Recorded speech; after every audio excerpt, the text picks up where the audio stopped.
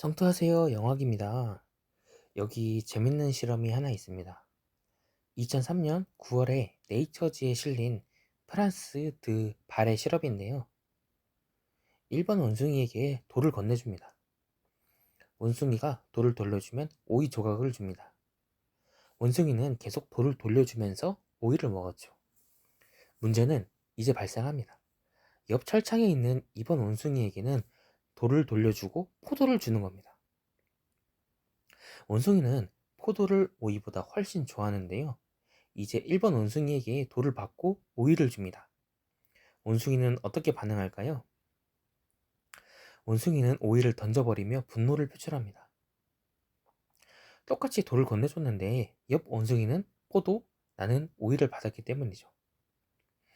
결국 원숭이는 실험을 포기해버립니다. 불공정함에 분노하는 것이죠. 사실 인간도 똑같습니다. 어느 회사에서 누군가 2천억 원을 횡령했다는 것보다는 교사가 딸의 생기부를 조작했다거나 공기업의 정치인 자녀가 낙하산 취업했다는 불평등한 사건에 더 분노하죠. 제가 왜 불평등 이야기를 하는지는 자본주의 세상이 원래 불평등하기 때문입니다.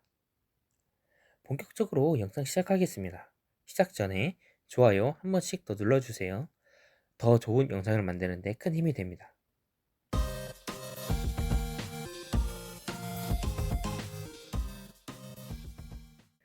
자본주의 세상은 불평등합니다. 가진 자들은 더 많이 가지고 없는 자들은 그대로 없죠. 위 사진은 스위스 크레딧에서 조사한 부의 피라미드라는 빈부격차 보고서인데요. 상위 1%가 무려 모든 부의 45%를 가지고 있습니다. 생각보다 상위층이 엄청난 부를 가지고 있죠. 반대로 하위 55%는 얼마의 부를 가지고 있을까요? 1.3%를 가지고 있습니다. 사실상 가지고 있는 부가 없다고 봐도 무방합니다. 더 충격적인 사실은 상위 12%가 부의 85%를 가지고 있다는 겁니다. 이 빈부격차 때문에 우리는 분노합니다. 이 불평등이 심화되면 분노는 혁명으로 바뀌어 버립니다. 역사를 보아도 불평등 때문에 엄청난 일들이 많이 벌어졌습니다. 이 불평등 때문에 정부는 세금을 걷어 복지 시스템으로 부를 나눠줍니다. 또한 부자들이 기부를 많이 하는 이유 중 하나이기도 하죠. 부자가 되면 혁명의 칼끝은 자신들을 향하게 되기 때문입니다. 모두가 평등하게 살려면 자본주의를 버리고 사회주의, 공산주의 체제를 도입해야 할 겁니다. 그럼 우리는 자본주의 사회에서 어떻게 불평등을 넘어갈 수 있을까요? 그 방법은 부자들과 부를 공유하는 것입니다. 부자들은 대부분의 부를 주식의 형태로 보유하고 있습니다. 우리가 주식을 가지고 있게 되면 부자들의 부가 늘어나는 것을 우리가 공유할 수 있습니다. 세계 부자 1위 베르나르 아르노 LVMH 루이비통 모에 헤네시의 회장입니다. 사실은 모든 브랜드가 LVMH 산하에 있죠. 자산의 형태는 LVMH 주식으로 있을 겁니다. 세계 2위 부자인 일론 머스크는 테슬라 주식을 자산으로 가지고 있고요. 세계 3위 부자 제프 베이조스는 아마존닷컴 창업주로 아마존 주식으로 자산을 가지고 있습니다. 4위, 5위 그 밑도 같을 겁니다. 물론 가끔 다른 유형도 있겠죠. 우리가 주식을 산다면 이런 부자들의 재산이 늘어나는 속도를 공유할 수 있게 됩니다. 이것이 자본주의에서 부자가 되는 길이고 불평등을 이겨내는 길입니다. 부자들의 재산은 빠르게 늘어나고 서민들의 재산은 그대로일 겁니다. 오히려 인플레이션으로 점점 재산이 줄어들겠죠. 돈을 버는 방법은 크게 두 가지로 나눌 수 있습니다. 근로소득, 불로소득이죠. 근로소득은 내가 몸으로 일해서 벌어들인 소득입니다. 노동소득이라고도 합니다.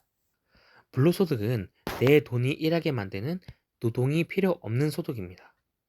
자본소득이라고도 하죠. 주식으로 배당을 받거나 부동산으로 월세를 받는 등의 소득이라고 말할 수 있겠네요. 우리는 노동소득을 자본소득으로 바꿔야 합니다. 일을 하고 절약해 투자해야 합니다. 깨어있을 때는 내가 일해서 돈을 벌 수 있지만 자본소득은 내가 자고 있을 때도 나에게 돈을 벌어다 줍니다. 워렌 버핏의 명언이 있죠. 잠을 자는 동안에도 돈이 들어오는 방법을 찾아내지 못한다면 당신은 죽을 때까지 일을 해야만 할 것이다 라고요. 우리가 이 영상을 보는 순간에도 부자들은 자본소득으로 엄청난 돈을 벌어들이고 있을 겁니다.